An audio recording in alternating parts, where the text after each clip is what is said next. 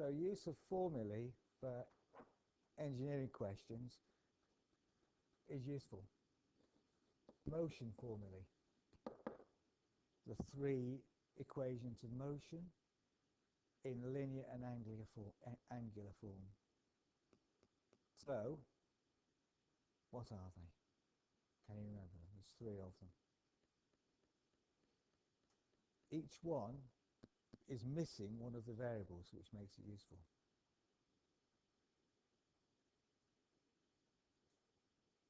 Can you remember any of the equations of motion?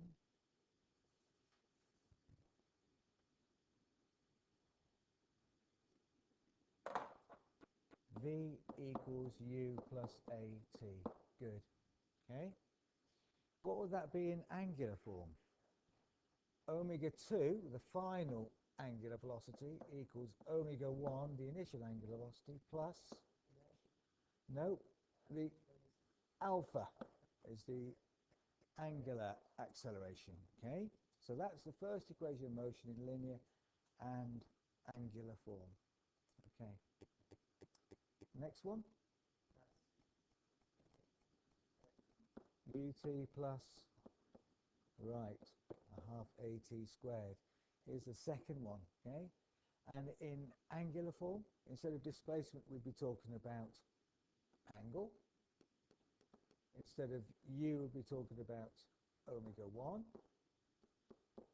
Instead of a, we'd be talking about alpha t squared. So that it would be it in angular form. Okay, that's the second equation of motion.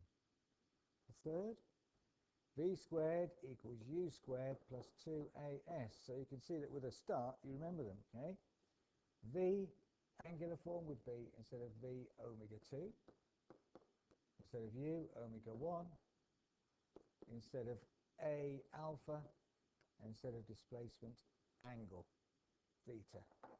So those are the three equations of motion in linear and angular form.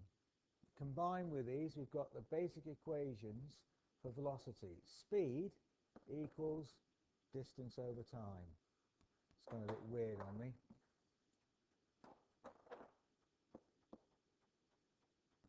So we've got average velocity equals displacement over time. From that, rearrange, you've got the displacement equals average velocity times time. But the average velocity, of course, is u plus v over 2, or a half u plus v, t. So that's a formula we use. Rearrange this formula for A. And what would you get if I were to write that by the side? What would the acceleration be? A equals v minus u over t, which is a formula people often remember. The change in velocity over the time gives the acceleration. That makes sense. And it would be the same for the angular version. Alpha equals omega 2 minus omega 1 over t. But it comes from the first equation of motion. Or you might say that the first equation of motion comes from rearranging this for acceleration. But it's the same formula, really. Okay? So that's another formula that we use. Bear in mind for omega, we've also got another couple of formulae that we use, and one of those is that the angular velocity is 2 pi times the frequency, of course, that's worth remembering. And then on top of that, omega is 2 pi f, and on top of that, we've got that the angle theta is going to equal the number of revolutions n times 2 pi, or 2 pi n. So there are two other formulae that are useful, where n is the number of revolutions.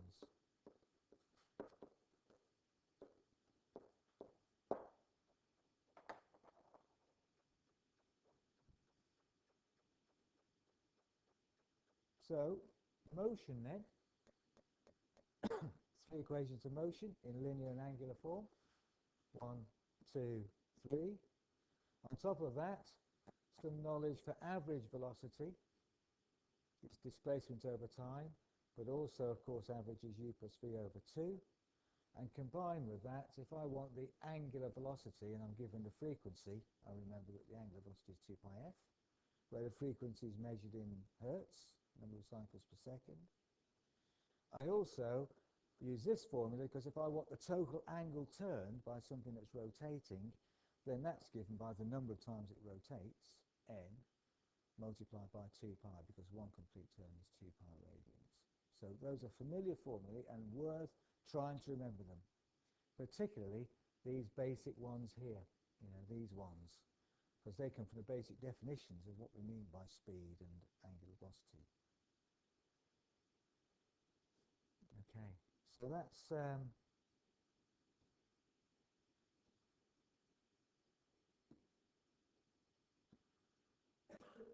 so now we have formulae to do with energy, kinetic energy, potential energy, force, work, the relationship between force and work, and power, and what's the relationship between power and work. So those equations, can you remember any of those?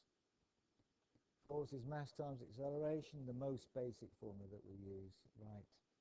So if I need to find the force of something, I need the mass and the acceleration. I might need one of the equations of motion to find acceleration, and then I can find the force being applied. What would the angular equivalent be? Instead of force, we talk about torque. Instead of mass, we talk about inertia. And instead of linear acceleration, we talk about angular acceleration. So that's the equivalent angular version for that formula. Okay? Torque equals inertia times alpha. So the formula for inertia now comes in. mk squared, good, where k is the radius of gyration. So if we need to calculate the inertia to be able to calculate the torque, that's the formula for that. And k has different values depending on whether or not it's a solid flywheel or one with a rim.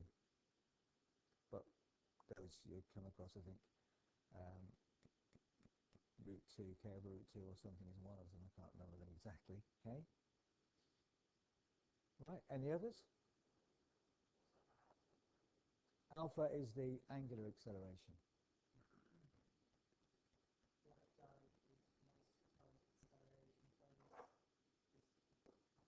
Right, yeah. Or force times distance travelled. Yeah, that's the basic formula. You're exactly right. Let's use S instead of D because that's the displacement symbol. So good, work is force times displacement. So in terms of an angular motion, the work done would be given by, yeah, T for torque instead of force multiplied by angle, right. Instead of displacement you'd have angle, instead of force you'd have torque. So that's the angular equivalent. So you've got force and work. What else? We now got to think about power and energy. Power is work done over time, the rate at which we do work. Unit, good, joules per second. Work measured in joules, time measured in seconds. This one, the unit for this one, work, force, newtons, times displacement meters, newton meters, but also joules. So newton meter is a joule, interchangeable units.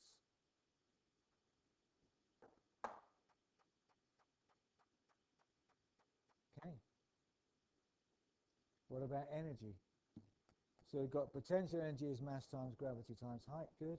And yeah, there is no real angular equivalent for this one because that's the energy something has due to its position in the earth above an arbitrary zero, wherever we consider zero to be. So that's to do with this gravitational effect of the earth. So potential energy, yeah. And kinetic energy, half mv squared. I'm thinking about the next one. Half mv squared. And for the angular equivalent, a half instead of mass would be inertia, instead of velocity would be omega, yeah. And of course, in this case, we're probably talking about an average velocity in this case. So average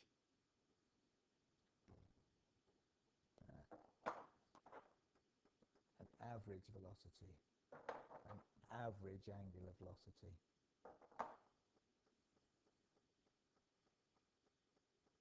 Unless we're talking about an instantaneous kinetic energy, in which case it would evolve with speed at that time. But yeah. Good, pretty exhaustive list. Okay, those are the sorts of equations that we're going to be using when we do these tutorial questions. And you can see there's more than one equation that involves some of these things, particularly when we're talking about motion. So it's a case of picking the right one.